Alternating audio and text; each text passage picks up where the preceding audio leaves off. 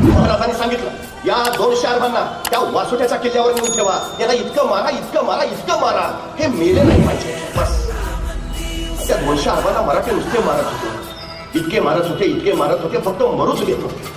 त्या आठवड्यातच इतके सुचलेले एकमेकांना गोड केला, तो आमच्यातलाच इतके मारले.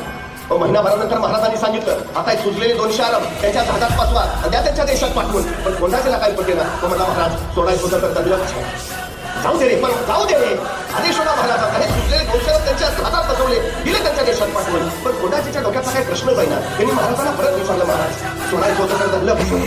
मग महाराज म्हणले गोंडाजी आता हे सुटलेले त्यांच्या देशात जातील, त्यांच्या प्रांतात पोचतील, त्यांच्या गावी येतील, त्यांच्या घरापुढे उभा राहतील, दार ठोठावतील, त्यांच्या बायका दार उघडतील, दारात यंदा पाहतील आणि म्हणतील आमचे हे घरात नाही नंतर त्यांच्या बायका यांना ओळखायच्या नाही गोंडाजी.